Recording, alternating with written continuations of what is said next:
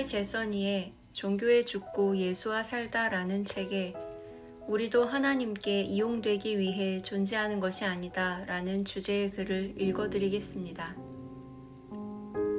이스라엘의 하나님은 사람들의 도움이 필요 없는 분입니다. 그래서 인간은 하나님의 종이 아니라 대리인으로 지어진 것입니다. 종교는 두려움에서 출발한 하나의 통제 시스템입니다. 이것은 아무것도 필요치 않은 하나님은 통제할 수 없다는 말이기도 합니다. 종교적인 사람의 입장에서 하나님을 통제할 수 없다면 종교는 필요 없는 것이 됩니다. 그래서 그들은 계속해서 하나님이 자기 발전을 위한 의지할 만한 종이기를 바랍니다. 그런데 이와 반대로 사람을 하나님의 목표를 위해 쓰임받아야 하는 존재라고 주장하는 사람들도 많습니다.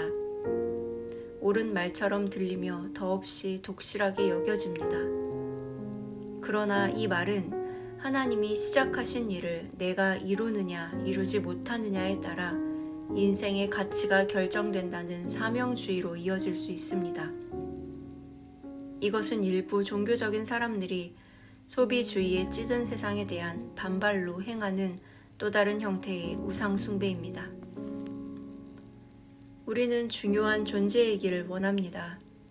사명주의는 이러한 욕구를 공략하여 세상을 변화시키라는 메시지를 퍼붓습니다. 하나님을 위해 세상을 바꾸라는 것이 뭐가 잘못일까요?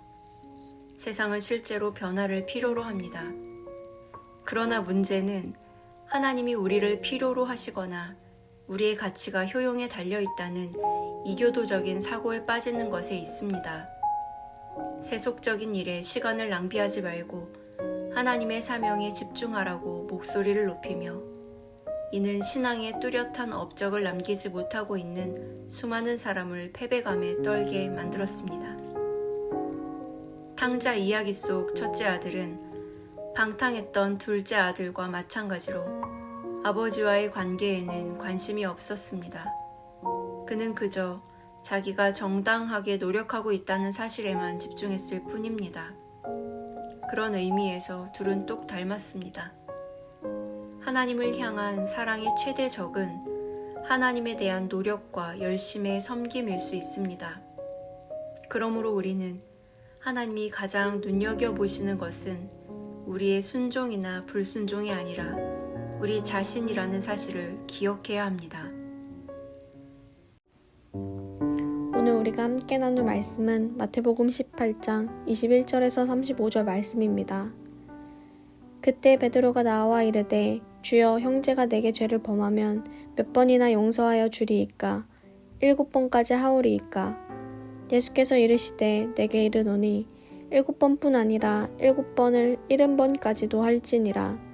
그러므로 천국은 그 종들과 결산하려 하던 어떤 임금과 같으니 결산할 때 10,000달란트 빚진 자 하나를 데려오매 갚을 것이 없는지라 주인이 명하여 그 몸과 아내와 자식들과 모든 소유를 다 팔아 갚게 하라 하니 그 종이 엎드려 절하며 이르되 내게 참으소서 다 갚으리이다 하거늘 그 종의 주인이 불쌍히 여겨 놓아보내며 그 빚을 탕감하여 주었더니 그 종이 나가서 자기에게 100데나리온 빚진 동료 한 사람을 만나 붙들어 목을 잡고 이르되 빚을 갚으라 하매 그 동료가 엎드려 간구하여 이르되 나에게 참아주소서 갚으리이다 하되 허락하지 아니하고 이에 가서 그가 빚을 갚도록 옥에 가두거늘 그 동료들이 그것을 보고 몹시 딱하게 여겨 주인에게 가서 그 일을 다 알리니 이에 주인이 그를 불러다가 말하되 악한 종아 내가 빌기에 내가 내 빚을 전부 탕감하여 주었거늘 내가 너를 불쌍히 여김과 같이 너도 내 동료를 불쌍히 여김이 마땅하지 아니하냐 하고 주인이 노하여 그 빚을 다 갚도록 그를 옥졸들에게 넘기니라. 너희가 각각 마음으로부터 형제를 용서하지 아니하면 나의 하늘 아버지께서도 너희에게 이와 같이 하시니라. 아멘. 반갑습니다. 오늘 마태복음 18장 21절부터 35절까지를 중심으로 용서라는 제목의 말씀을 함께 나누겠습니다. 베드로는 예수님께 자기에게 잘못한 자를 몇 번이나 용서해야 되는지 7번까지 용서하면 되는지를 물었습니다. 당시 유대인 랍비들은 3번까지는 용서하고 4번째부터는 절대 용서하지 말라 이런 식으로 가르쳤습니다. 베드로는 당시의 용서 규율에 비해서 7번이라는 용서가 상당히 관대한 것이니까 예수님께 분명 칭찬받을 거라고 생각했을 겁니다. 그러나 예수님께서는 7번이 아니라 7번을 70번이라도 용서해야 된다라고 말씀을 하십니다. 7번을 70번씩, 즉 490번으로 생각할 수도 있는 거죠. 하지만 예수님의 의도는 몇 번이 아니라 횟수가 없는, 용서에는 횟수가 아니라 제한이 없다, 이렇게 말씀하시는 겁니다. 그건 우리가 용서하는 자리일 뿐 아니라 용서받는 자리에서도 그러므로 완전히 똑같습니다. 그래서 오늘의 이 말씀이 너무 귀한 거고 감사한 겁니다. 우리에게 진정한 회개가 있다면 우리 주님은 7번을 70번 이상으로 우리를 용서하시고 긍휼히 여겨주실 것이기 때문입니다. 우리는 연약해서 매일같이 죄를 짓고 넘어질 수 있습니다.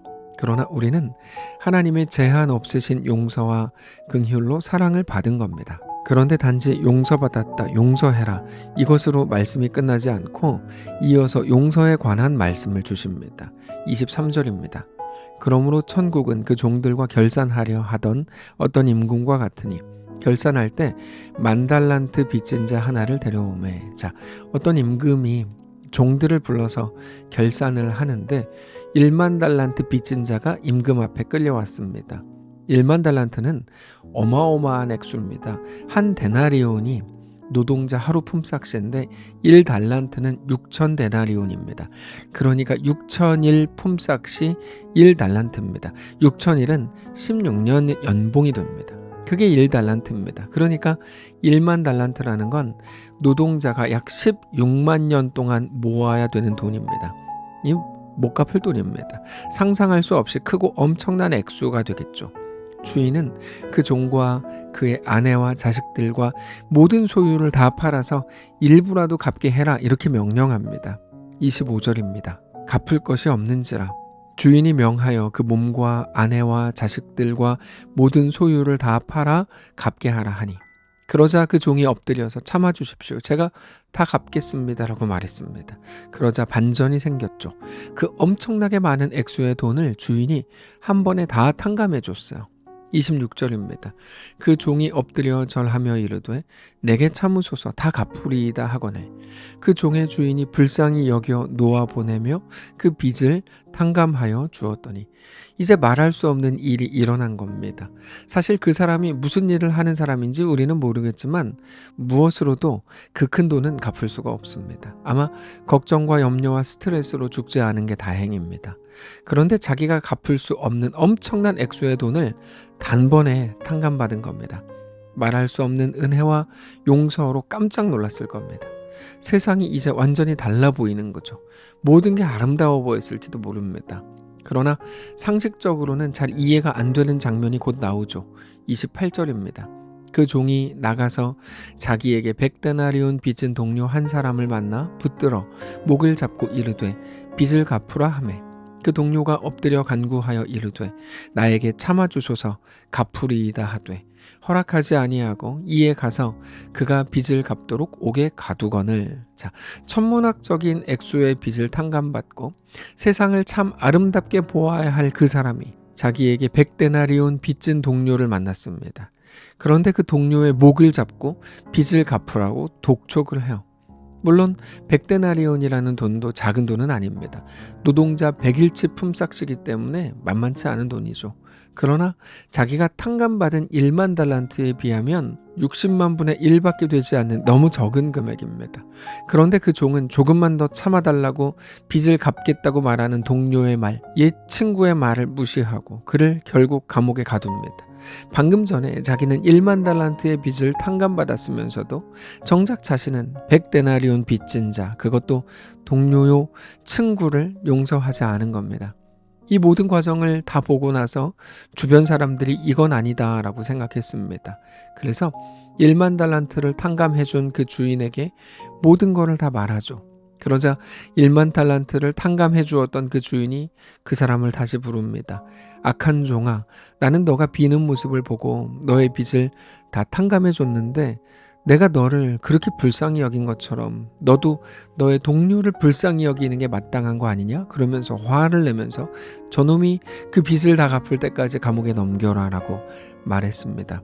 31절입니다. 그 동료들이 그것을 보고 몹시 딱하게 여겨 주인에게 가서 그 일을 다 알리니 이에 주인이 그를 불러다가 말하되 악한 종아 너가 빌기에 내가 너의 빚을 전부 탕감하여 주었거늘 내가 너를 불쌍히 여김과 같이 너도 너의 동료를 불쌍히 여김이 마땅하지 아니하냐 하고 주인이 노하여 그 빚을 다 갚도록 그를 옥졸들에게 넘기니라. 여러분, 우리는 우리가 받은 은혜, 우리에게 주신 하나님의 위로를 생각하지 못하고 내가 빌려준 그 100데나리온만 크게 생각할 때가 있습니다. 누가 봐도 그가 다 가졌어요. 그런데 다른 사람이 가진 그 작은 하나를 보면서 분노하고 억울해하는 모습들을 볼 때 그게 너무 실망스러운 거죠. 너 다 가졌어 라고 말해도 못 알아들을 때가 너무 많은 겁니다. 우리는 다윗을 잘 알고 있습니다. 다윗은 정말 잘 나갔습니다. 그러나 한순간에 무너졌죠. 다윗이 언제 무너졌을까요?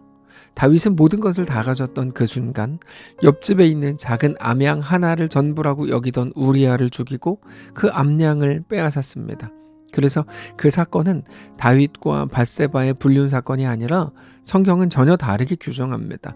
모든 것을 다 가졌던 다윗이 우리아가 가지고 있는 그 작은 것 하나를 빼앗으려고 우리아를 죽인 사건이라고 규정하는 거죠. 여전히 자기의 것만 보이고 자기 아픔만 보이고 자기 상처만 보이고 그래서 늘 억울해하고 마음 한편에 늘 분노를 가지고 있으면서 다른 사람을 여전히 그런 시선으로 보는 우리들의 모습을 우리는 꼭 돌아보아야만 합니다.